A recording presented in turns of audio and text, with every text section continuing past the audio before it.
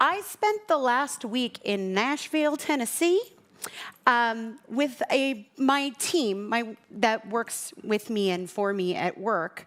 And we were there for a company offsite, which is a little bit of work and making sure and locking down our goals and talking about LTVs and attach rates and all the fancy stuff that we talk. I'm taking on the Tennessee twang.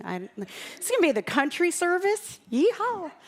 Oh, no, this isn't set to stay on, so this is going to be fun. It's fine. I don't need it. So it's a little bit of work, and it's a little bit of team bonding in this remote world where we're all on Zoom. We kind of need to find ways to connect. And so it was an amazing day. I love my team. I love my coworkers. I love the people that I work with every day. But the highlight of the trip for me was with all of my team members and mates there, I rode a mechanical bull and I sang karaoke. Thank you. Thank you. I was terrible at both. It took multiple, I didn't realize that the bulls are not made for people who are 5 feet. And so it took a team to get me on the bull. And it was definitely one of the highlights. But you know what was so interesting when I walked away? I don't know that I'm going to remember or that anybody that was there is going to remember that we discussed how to increase our attach rate going into H2, or the lifetime value or the acquisition cost of a customer. But I promise you, my employees are going to remember me on that bull. And it really got me thinking about this life that we're living. You know, so often, I've spent most of my career really striving to achieve. Achievement was the goal for, I'm going to have to fix this or it's going to drive me insane. Talk amongst yourselves for exactly, this is a terrible idea too. All right, I'm just going to do this. Oh, now it wants me to sign into iCloud. We got a whole situation going here, people. It's going to be just fine. All right.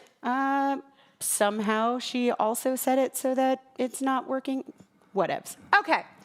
Standing room only. I will not remember the time that the iPad failed me. I've spent so much of my life trying to achieve, trying to be the best, trying to look a certain way for my employees. I mean, to be a leader, and what does a leader mean? And in my estimation of who I thought a leader was, there's not a world where I thought a leader rides the mechanical bull. And yet, as I was in that experience, I was like, oh, a leader rides the mechanical bull. To live life to the fullest, to say yes to every experience available and offered, an opportunity to show my vulnerability when it took an entire team to get me on the bull. That's the good stuff. That's the life worth living. So the title of my talk today is The Extraordinary Life. I think we spent a lot of time over the month when we talk about vitality, we talked about what it is and how we can use it, right? It's this creative energy, this force that resides inside of each and every one of us, this wellspring of energy ever available that we can bring to our life. And so often we talk about it in terms of what we can achieve when we harness this. So much of our teaching is about how we can manifest when we use our thoughts and our beliefs in the right way. And I'd like to, rather than discuss what it is, I'd like to discuss what we're doing with it. What are we doing with this energy? How are we living our lives?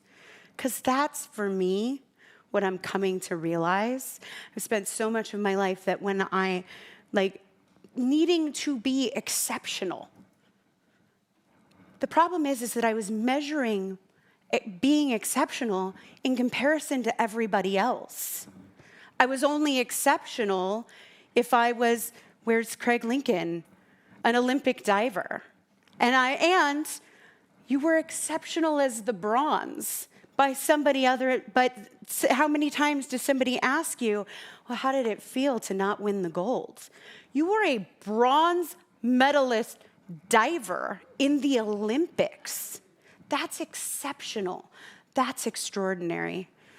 Thomas Troward says that the measure, or that our purpose in life is to enjoy it. That's it, to enjoy it. And I actually don't agree with that.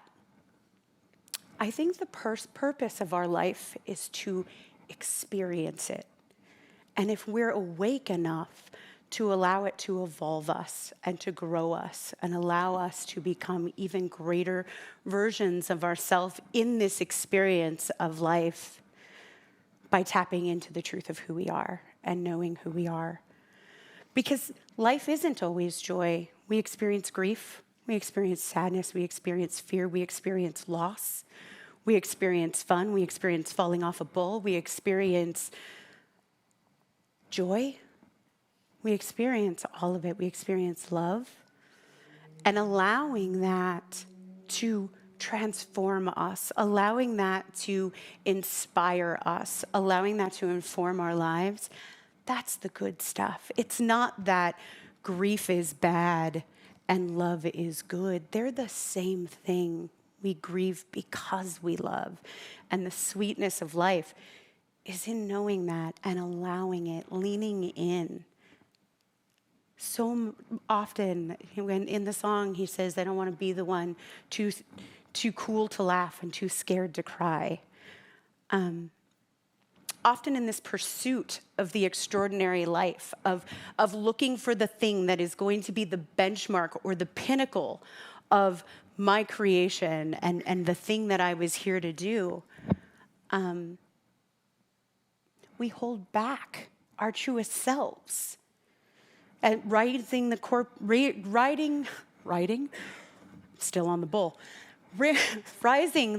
ladder.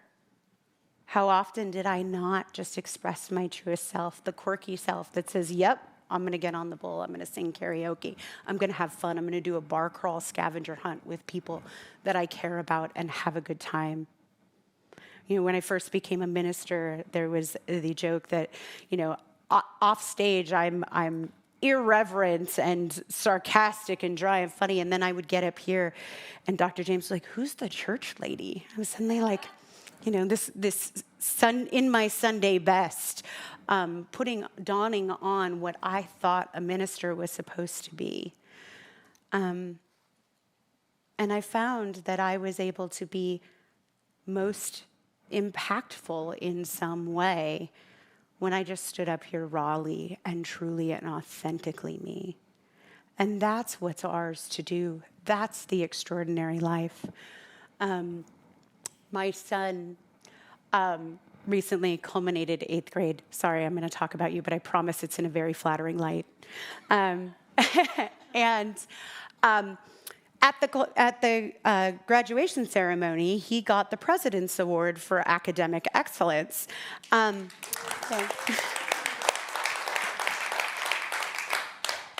I don't know who was more surprised that he got that, him or us. And not because he's not a good student, he's an exceptional student.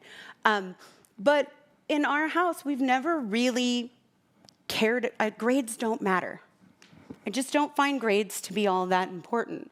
They're a byproduct of doing a good job. What we celebrate in our house is effort and perseverance and giving it your all and diving in and leaning into challenges. And so an A in a class that you can do in your sleep is not weighted more than a B in a class that you worked your tail off for.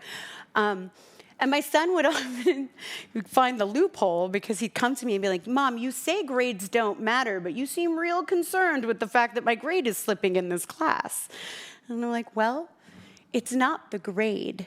It's the measurement of how much effort. You are extraordinary, exceptional, and intelligent, and highly, highly capable.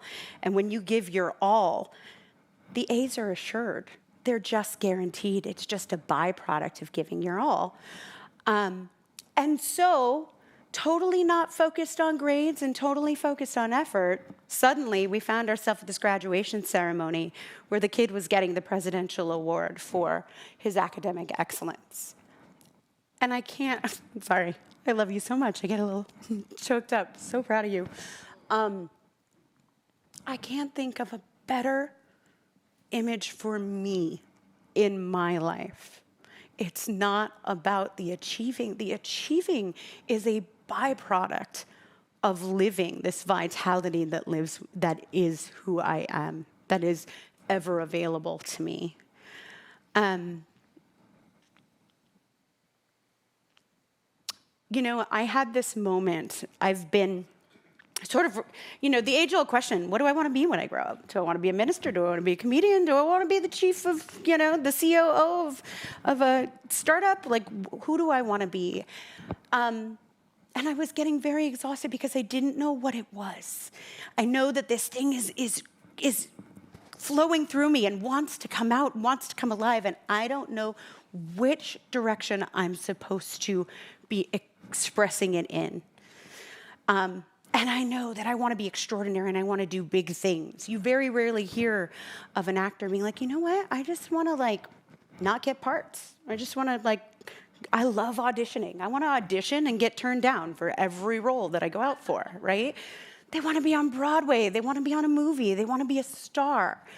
They want to be exceptional and extraordinary and live an extraordinary life. And all of a sudden I had this thought, what if I'm not exceptional? What if I'm ordinary? What if there is nothing that's mine to do that is going to be some big, aha moment, the thing that they're going to talk about at my funeral? Right now, they probably, on my gravestone would be like, she had exceptional inbox management, right? And I thought, what if I'm ordinary? I mean, that's the fear, right? Isn't that the fear that underpins so much of our drive to achieve, to be recognized, to compare ourselves to others, and to see how we rank? And suddenly what I realized is, in this thought of being ordinary, I was free. I was free to just live my life and express myself. I was free to love, and I was free to laugh, and I was free to get up and sing karaoke and make a fool of myself in front of my coworkers. And in that freedom, that's where the extraordinary life resides. That's where the achievement comes from. Achievement doesn't come from needing to that drive to be recognized, to achieve, to leave your mark. Achievement comes from going out and living your life and touching lives. You want to be a famous actor? Fall in love with acting. Fall in love with the experience of getting to be an actor. And wait tables with love, smiling at everybody that comes your way and making connections and leaving your mark on the world through people. That's how you end up a star.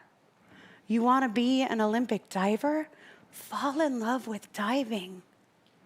Fall in love with swimming. So much so that you get up every single day wanting to get in that pool, to jump in, and to give it your all and give it your best. Fall in love with it so much that you don't mind the hours and hours and hours of practice and pushing your body, that you end up on a podium at the Olympics. That's how it works, folks. It's about love. It really comes down to love only. Love yourself. Love each other.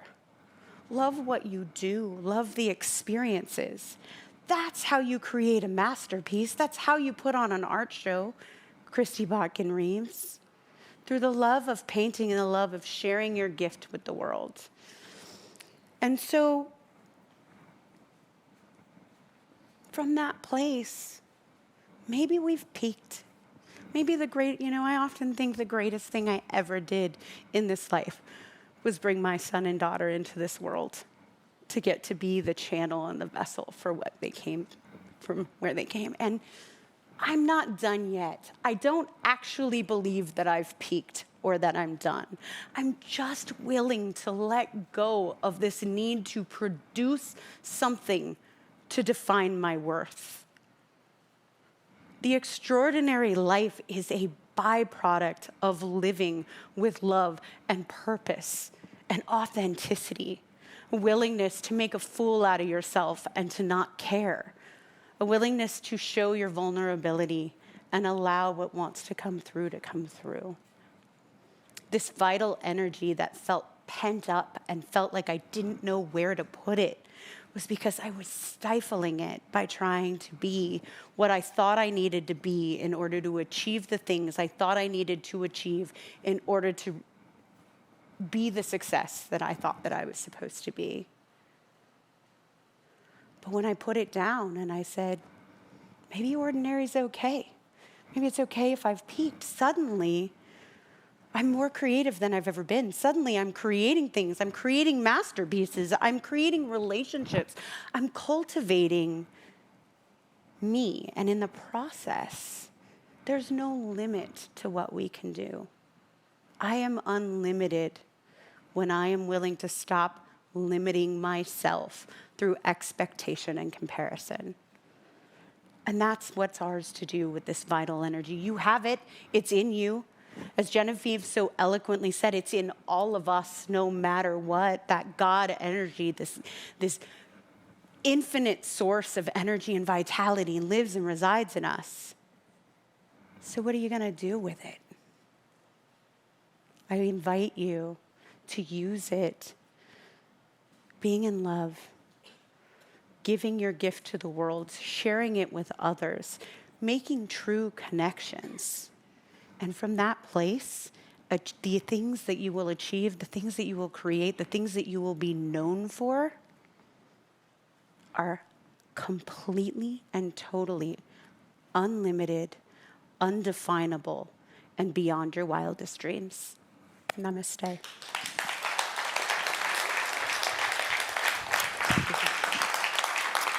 Thank you.